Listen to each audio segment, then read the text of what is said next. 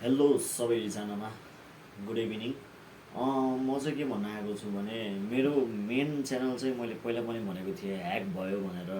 Hack भन्दा नि खास स्क्याम भएको हो क्या। खासै मैले च्यानल सेल गर्न लागेको थिएँ एउटा फेसबुकमा ऱ्यान्डम मान्छेसँग होइन, एउटा ग्रुप थ्रु हो होइन, ऱ्यान्डमली होइन।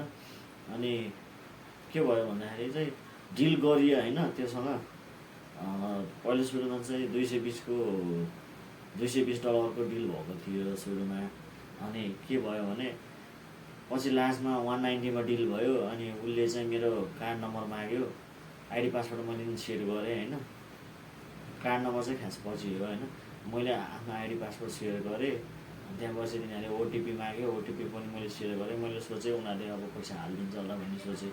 अनि मेरो के गल्ती भयो भने मैले फेरि नेपालको एकाउन्टमा डलर कार्ड बनाएको थिएँ होइन। डलर कार्डमा चाहिँ फेरि पैसा रिसिभ गर्न मिल्दो रहेछ। अनि मैले चाहिँ कार्ड नम्बर दिएँ, सायद आउँछ होला भन्ने सोचेँ, मलाई त्यो इन्फर्मेसन भएन।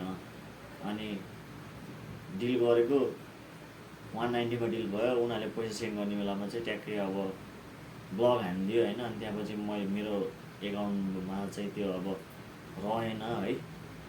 अब त्यो एकाउन्ट मसँग रहेन, मसँग एक्सेस भएन। त्यसैले गर्दाखेरि चाहिँ त्यो मेरो इट्स शिव च्यानलबाट कुनै लाइभ भिडियो अथवा कुनै भिडियोहरू अपलोड भयो भने त्यहाँबाट अब मेरो जिमेल पनि ह्याक भएको छ। अब जिमेललाई ह्याक भएपछि त अब त्यो अभियसली च्यानल नै ह्याक हुने भयो। एडसेन्समा भएको अलिअलि एडसेन्सको डलर पनि सबै गयो होइन। मैले लगभग 1-1.5 वर्ष मिहिनेत गरेको मेरो पानीमै गयो, अब खाइदियो होइन। त्यो ह्याकरहरू चाहिँ जहाँसम्म लाग्छ पाकिस्तानीहरू जस्तो थियो होइन। तिनीहरूको प्रोफाइल हेर्दाखेरि चाहिँ पाकिस्तानी थियो होइन, पाकिस्तानीहरू कि श्रीलङ्कन हो होइन।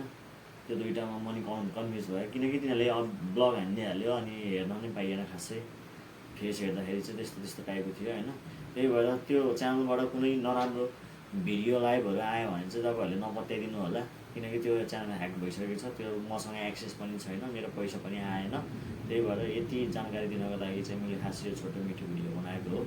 कृपया अब नयाँ च्यानल, पुरानो च्यानल खोलेको छु मैले, मेरो शिव आचार्यको भनेर पहिल्यै बनाएको च्यानल हो। त्यसमा गएर सबैले सब्सक्राइब गरिदिनु होला, सपोर्ट गरिदिनु होला, माया गरिदिनु होला। आगामी दिनहरूमा म भिडियोहरू बनाइरहेको छु होइन। म त्यो च्यानलमा चाहिँ एक्टिभ छु। त्यही भएर जतिसक्दो सबैले चाहिँ सपोर्ट गरिदिनु होला है, सेयर पनि गरिदिनु होला। यति नै भन्न चाहन्छु है। हुन्छ साथीहरू, थ्याङ्क यू फर वाचिङ।